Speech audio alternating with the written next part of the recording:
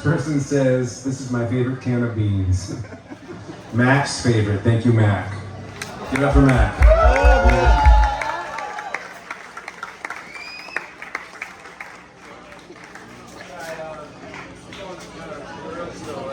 I gotta go sit. My knee is crying. My buddy Nico, give it up for Nico on the guitar. He's shredding so hard. He's breaking strings over here. I'll tell you a story while he's breaking a string if I can muster one up. Let's see if I have one. What do you got? Are those your beanie weenies? Okay. Sorry, I have to re up. What is that? It's a space cheetah. Awesome. Thank you so much.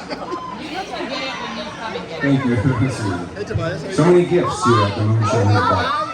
I'm sorry. I'm not scared at all. You see, that's a little gift I got in Australia. See that koala bear right there? That's my koala bear. I want to tell you a story about Australia because I had never been to Australia. In March, I flew to Australia, San Francisco to Melbourne. I say Melbourne here because that's how we say it in the United States, Melbourne or Melbourne.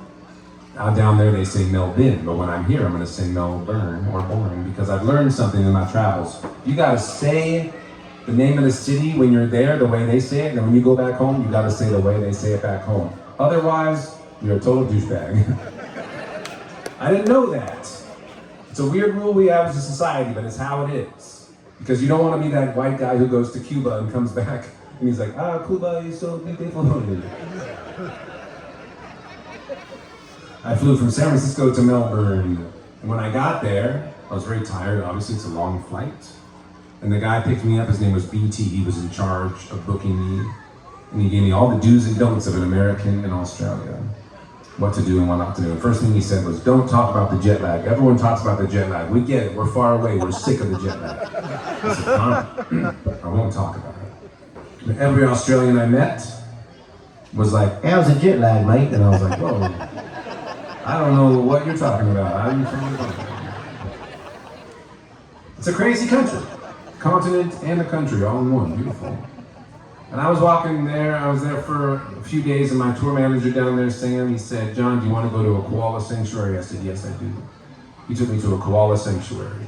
And at the koala sanctuary, it was very educational. There was like kids and students and teachers.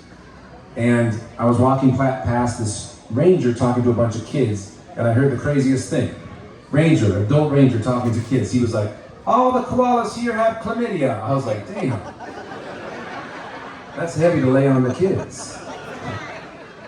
But the kids were like, we know, we know. I was like, whoa, the kids know.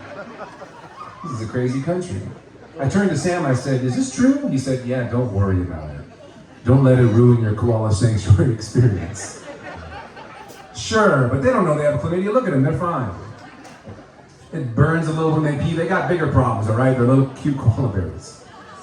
And I said, does every koala have chlamydia? He said, just the hot ones. You want to say something too? You can if you want. Maggie wants to know what chlamydia is. Oh God. It's not the show.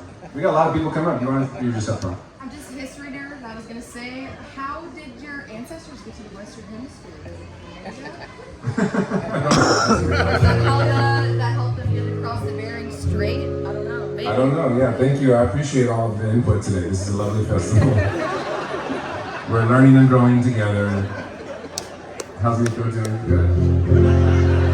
All right, we got a song about an astronaut. Here we go.